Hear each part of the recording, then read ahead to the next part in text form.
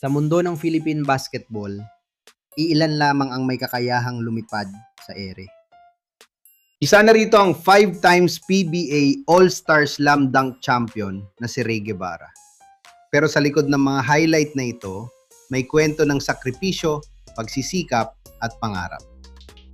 Paano nga ba nagsimula ang kwento ng isang simpleng player na naging isa sa pinakakilalang dunker sa kasaysayan ng PBA?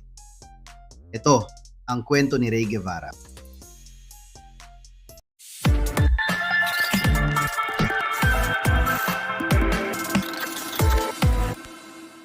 Si Rey Francis Guevara ay ipinanganak noong November 24, 1986 sa Parañaque.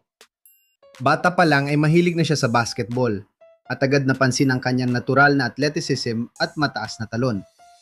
Nakalaunan ay naging trademark niya sa court.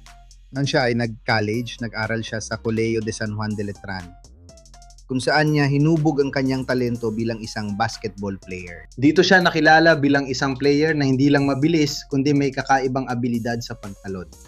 Isang bagay na magdadala sa kanya sa mas mataas na antas ng laro. Sa Letran, lalo pang nahasa ang kanyang laro. Hindi man siya agad naging superstar, pero napansin siya dahil sa kanyang energy, hustle at explosive plays.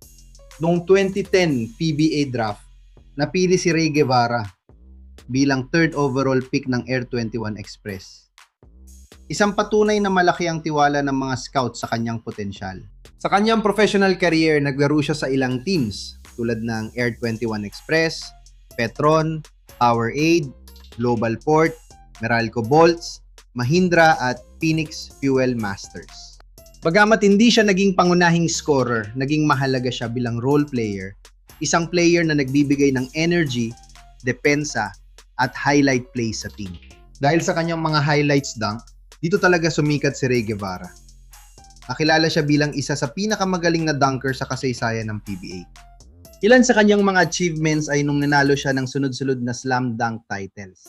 Umabot pa ito sa 5 slam dunk championships, kung saan ay tie sila ng kanyang idol na si KG Cañaleta. Isa sa mga pinaka-iconic niyang performance ay nang talunin niya si Japet Aguilar sa slam dunk contest gamit ang kanyang matinding dunk moves. Pero hindi naging madali ang kanyang journey. Nakaranas siya ng mga injury, limitadong playing time, pagiging role player sa halip na superstar.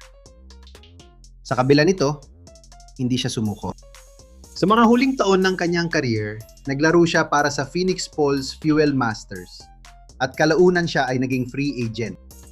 Bagamat hindi man siya nakilala bilang isang superstar, nag-iwan naman siya ng marka bilang isa sa mga high flyer na player, fan favorite at isang legend sa slam dunk contest. Kung nagustuhan mo ang kwento ni Rey Guevara, huwag kalimutang mag-like, mag-subscribe at i-share ang video na ito.